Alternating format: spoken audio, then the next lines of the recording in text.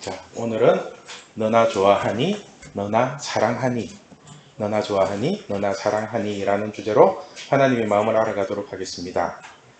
찬양 예배 시간에는 사랑에 대해서 간단하게 살펴보고 있습니다. 오늘은 두 번째 시간인데요. 지난 시간에는 사랑을 알아야 사랑받을 수 있다라는 주제로 사랑에 대한 첫 번째 시간을 가졌습니다. 사랑은 오직 하나님을 통해서만 나오는 것이고 하나님을 모르고서는 진정한 사랑을 할 수도 없고 받을 수도 없습니다. 이 사실을 머릿속에 각인되어 있어야 합니다. 그래야지만이 여러분이 살면서 아름다운 사랑을 줄 수도 있고 받을 수도 있습니다. 자, 명심하십시오. 하나님 없이는 아름다운 사랑은 절대로 이룰 수 없습니다. 그런데 문제는 이 사랑이라는 단어를 하나님을 믿는 사람들만 사용하는 것이 아니라 하나님을 믿지 않는 사람들도 사용을 한다는 것입니다. 그죠? 그렇다면은 믿지 않는 사람들이 말하는 사랑이란 무엇일까요? 뭔 것 같아요? 하나님을 믿지 않는 잘생기고 돈 많은 청년이 우리 유민이를 사랑한대요.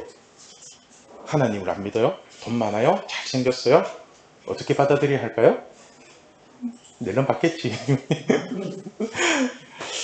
어쩌면 믿지 않는 사람들이 말하는 사랑은 좋아하는 감정을 상대방이 듣기 좋도록 포장을 해서 표현을 하는 것 같습니다. 여러분, 좋아하는 건 뭐고 사랑하는 건 뭘까요? 좋아한다? 사랑한다?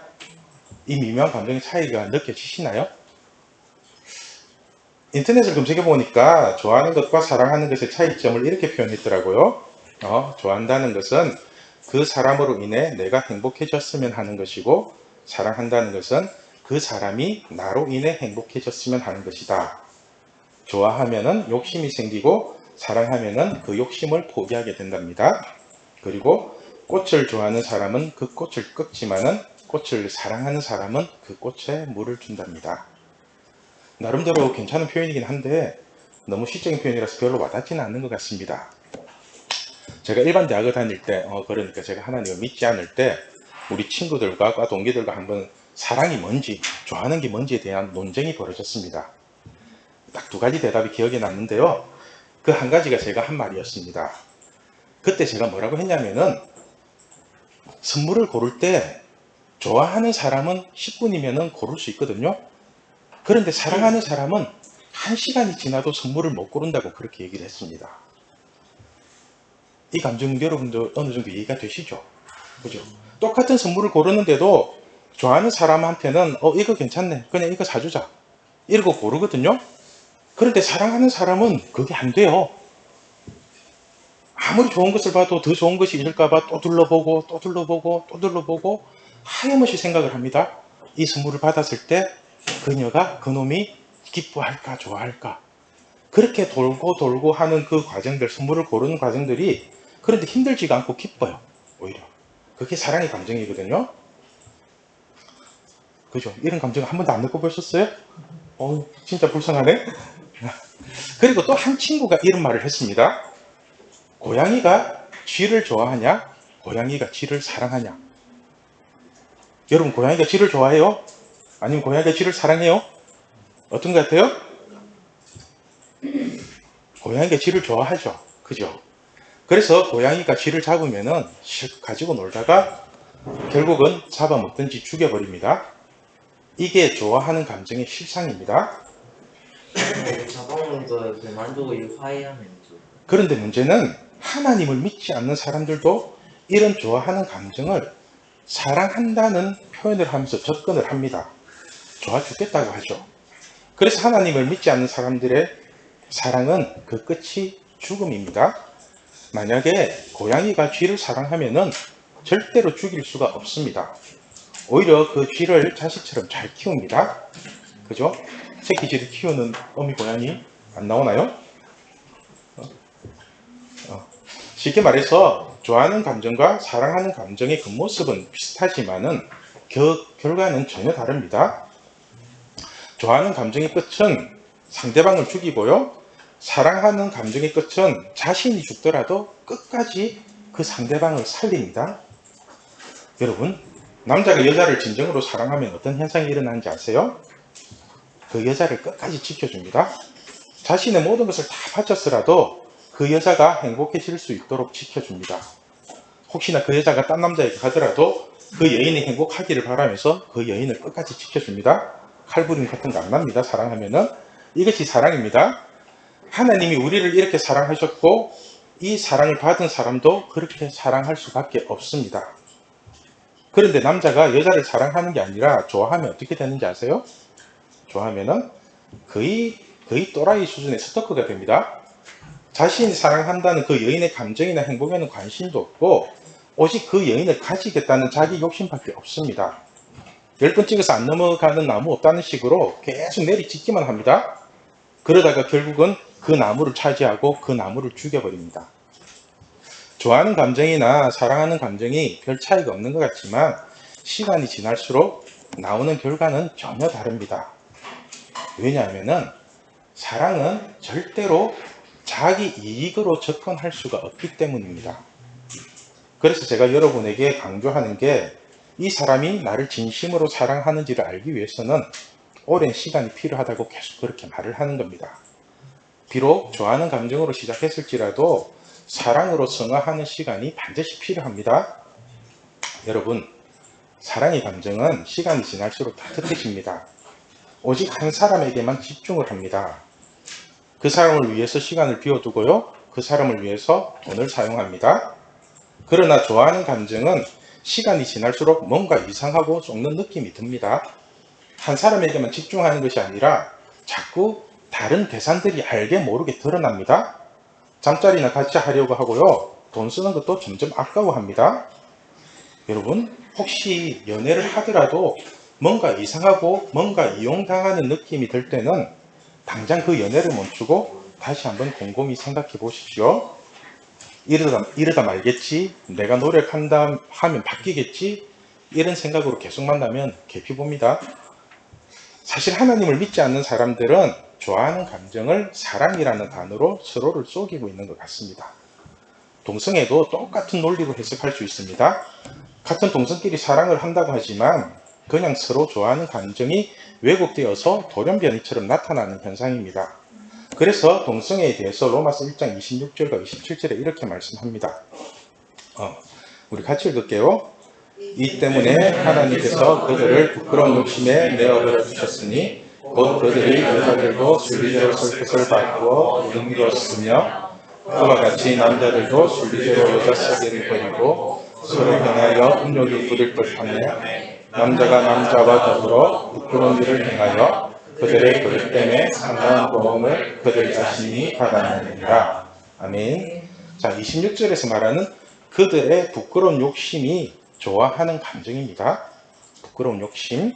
그리고 27절에 서로를 향하여 음욕이 부릴 듯 하는 것이 좋아하는 감정의 변이가 일어난 것입니다. 동성애자들이 서로가 서로를 사랑하는 거라고 우기는 건 그건 사랑이 아닙니다.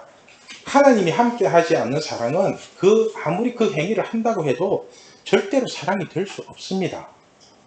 행위로만 사랑을 따진다면 원나잇도 사랑이 되어야 하지 않습니까? 그죠? 여기서 원나잇을 사랑이라고 생각하는 사람 있어요? 그죠? 아무도 없죠? 원나잇이 무슨 사랑이에요? 좋아하는 감정이 가장 천박한 행위잖아요. 그죠? 하나님은 영이시기 때문에 사랑은 육체에서 일어나는 것이 아니라 마음에서 먼저 일어나야 합니다. 한 사람을 사랑하게 되면은 그 사랑하는 마음이 가득 차서 온통 그 사람을 위한 생각밖에 들지 않게 됩니다. 그래서 사랑은 오직 상대를 위해서 하는 것이지 자기를 위해서 할 수 없는 게 사랑입니다. 사실 하나님이 우리를 이렇게 사랑하셨습니다. 오직 죄인인 우리를 위해서 그 아픈 사랑을 시작하셨습니다. 그래서 하나님의 사랑을 받은 사람이 진심으로 나를 사랑해 주면은 그냥 그것으로 기쁜 것입니다. 여러분이 진짜 하나님의 사랑을 받으면요, 뭔가 모를 다른 감동을 느끼게 됩니다. 이 하나님의 사랑을 꼭 받으시길 바랍니다. 하나님은 여러분을 사랑하십니다. 아시겠죠? 그럼 여러분은 하나님을 좋아해요? 하나님을 사랑해요? 사랑하죠? 그죠? 저도 하나님을 사랑합니다. 그리고 저는 나를 위해 십자가에 죽으신 예수님을 사랑합니다. 아직 제가 하나님의 사랑을 덜 받아서 많이 부족하지만 그래도 여러분을 사랑합니다. 아시겠죠? 이 사랑의 첫 번째 속성이 오래 참는 것입니다. 4절 말씀입니다. 우리 같이 읽겠습니다.